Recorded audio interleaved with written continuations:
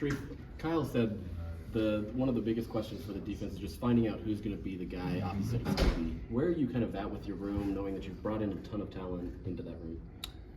Well, if I relied on emails from my strength staff, I can say that it looked to me that guys in the room had gotten bigger. It also appeared that everybody who I think could help right now has gotten faster. But I really don't know. I don't, the kind of pool of names, whether it's people that have had some experience at other places, be it a Donovan Saunders, a Lake Cotton, Jeremiah Caldwell, J.C. Hart from Auburn. You know, we have a few people, and you just then it's the young kids who are hungry. You know, LaTristan Thompson, Jason Stokes.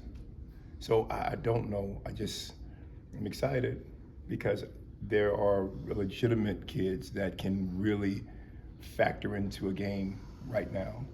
That's what I'm excited about. Having gone through the summer, met with our guys and been able to see their level of understanding and how quickly they've been able to digest the defense, that's promising. I hadn't had so many viable candidates in a long time. So that's at least pleasing. And again, based on what I've been told, I'll find out today that people have been working hard. So Smith and Scooby are obviously established in the room, but as their coach, just what are you looking for in terms of them taking that next step to be able to create more impact plays? Do more. I mean, you said established. That's not anything I would have ever said. I said experience. They have some experience, and because of that, they are at least more consistent than the other players because they haven't had the other guys that are in the room just haven't been under the lights in our defense going through some of the things that we're going to ask them to do.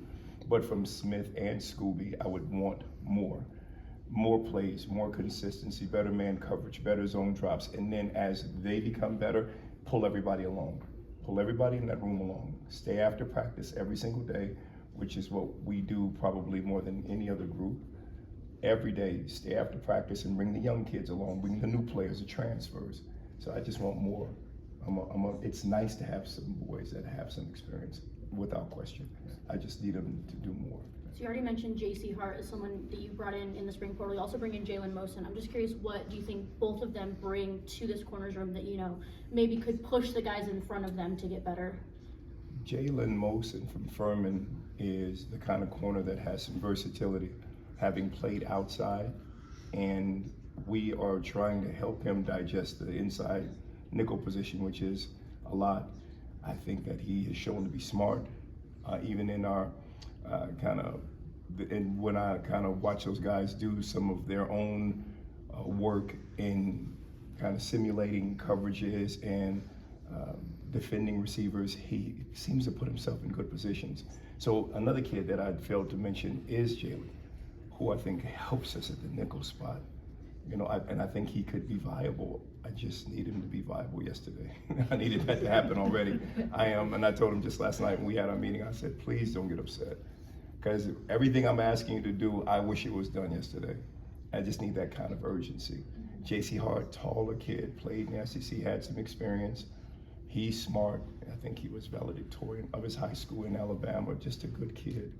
And he has some intention to him.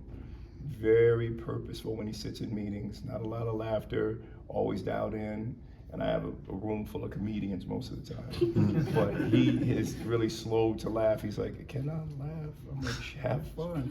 What are you laughing at? And I'm the worst, but he's a good kid. And I think he can just push everybody because his physical stature, I mean, God, right under 6'3", right at 202, can really run. Has shown some physicality when I watched the special teams film from Auburn and some of the limited amount of reps he received. I think he becomes just somebody else that maybe after 3 to 4 weeks, I'm like, wow, I uncovered another jewel. What have you learned from, I guess, just the Big 12? Its physicality, you know, yes. How refs allow physicality. Have you made any of those adjustments heading into this year, from what you learned last year? Not really, because I thought that we were at the line of scrimmage fairly physical when we needed to be.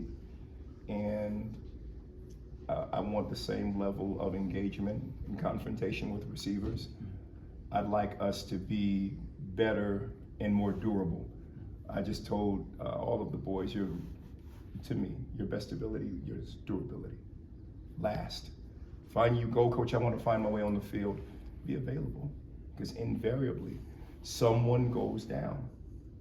And so what I recognize in the Big 12, similar to the Pac-12, there's a lot of carnage. People are just pulling people down. You go through battle after battle. Anybody can beat anybody. And that showed last year more than any year, I think, in the Big 12.